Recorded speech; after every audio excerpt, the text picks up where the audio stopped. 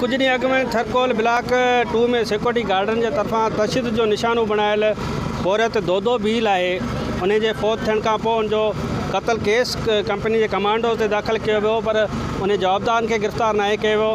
अॼु BIF जे platform तां इस्लामाबाद, कराची, अमरकोट, थरपारकर जे समूरनि शहरनि में जेका से धरना हया विया आहिनि। इस्लाम कोट में शटरबंद हड़ताल कई वई आहे। मिठी में कश्मीर चौक ते धरणो लॻल आहे। कलोई में एहतजाज जारी आहे।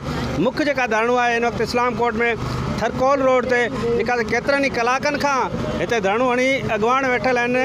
औरत मक़तूल दोदे भील जा हिते वारस मौजूदु आहिनि। उन्हनि सां ॻाल्हि ॿोल कंदासीं, अॻवाननि सां ॻाल्हि ॿोल कंदासीं। उहे छा था चवनि? असां मुतालबो था कयूं त SSP खे हटाए करे ऐं IG सिंध अची करे हिते धरण में वेही करे हिन जे वारसनि सां गॾिजी करे हिननि खे इहो यकीन ॾियाराए त असां SP खे हटाए करे तव्हां दोदे भील सां जेको आहे उहो इंसाफ़ कंदासीं। तेसिताईं जेको असांजो हीउ धरणो आहे उहो जारी रहंदो। कारोबारी साथारी आहिनि जंहिंमें 56% सिंध हुकूमत जो आहे। अगरि सिंध हुकूमत माना पीपल्स पार्टी अगरि हिननि माण्हुनि सां सची आहे, 56% फ़ाइदो वठे थी त हिननि माण्हुनि जी मालिकी करे।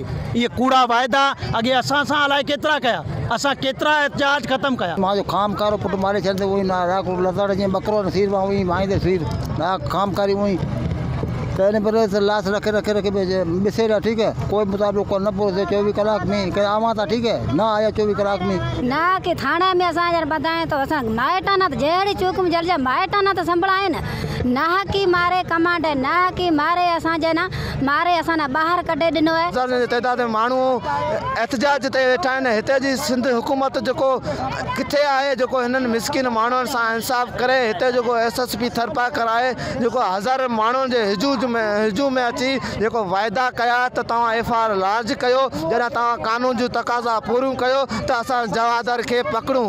अॼु अफ़सोस सां चवणो थो पए SP जेको उहो माण्हू इन मिसकिननि सां हमदर्दी पे कई, उहो साॻी SSP थरपारकर हिन दोदे भील जे कातिलनि खे प्रोटोकॉल ॾे एम्बुलेंस जे ज़रिए कराची ताईं पहुचायो। चूंडल नुमाइंदनि बि हेतिरो ई उन जे बराबरि ज़ुल्म कयो आहे। हुननि जेको वाइदो कयो हुननि वाइदनि जे मुताबिक़ असां पहिरीं धरणो ख़तमु कयो ऐं हुन पंहिंजे वाइदनि तां फ्री विया। पर थर जो आवाम तो बाशौर आहे ऐं थर जो आवाम गैरतमंद आहे। उहो पंहिंजे पेरनि ते बीठो आहे। जेसिताईं दोदे भील सां इंसाफ़ न थींदो तेसिताईं इहो असांजा धरणा जारी रहंदा। दोदे इन जो चोरी कई, चकारी कई न, ज़ारी कई न, बीजी कर दोदो कहिड़ी दुश्मनी में माराणो आहे। ओ दोदे जा दुश्मन असांखे पेश करो, उनखे असीं पुछूं था दोदे छा कयो आहे, मुंहिंजे छा न कयो आहे, कहिड़ो ॾोह कयो आहे, अलाए की खाधे की पीअंदे कहिड़े नमूने मारियो। असां वारा कातल जेको आहे से ओ गिरफ़्तार थिया जाए। इस्लाम कोट में जेका मुख्य धरणो आहे उहा सुबुह जो 9 वॻे खां शाम ताईं जारी आहे। ऐं हिते इहो गॾियल तौर ते इहो ई मुतालबो बि कयो वञे त दोदे भील जे क़त्ल केस में जेके मुख्य जवाबदार हुया उन्हनि खे बचाइण में हितां जो जेको SSP आहे उन पंहिंजो किरदारु अदा कयो आहे। ऐं उन SSP उन जवाबदारनि खे जेका हितां फ़रार कराए हैदराबाद ताईं जेका से सहूलियत फ़राहम कई, जितां हू हैदराबाद हाई कोर्ट मां हिफ़ाज़ती ज़मानत कराए जेके मुख्य जवाबदार हिते पहुतल आहिनि। हिन जो मुतालबो इहो आहे त हीअ जेका धरणो आहे उहा SSP थरपारकर खे हटाइण ताईं मुसलसिल जारी रहंदो। हीअ सिंध हुकूमत जे वॾे वज़ीर ऐं IG सिंध खां मुतालबो कनि पिया त IG सिंध सरज़मीन ते अचे, हिननि एहतजाज कंदड़ सां ॻाल्हियूं करे दोदे भील जा जेके कातिल आहिनि उन्हनि खे गिरफ़्तार करे कानून जे कटेड़े में जेसिताईं न आंदो वेंदो ओसिताईं हीअ जेका इस्लाम कोट में धरणो लॻल आहे उहा जारी रहंदो।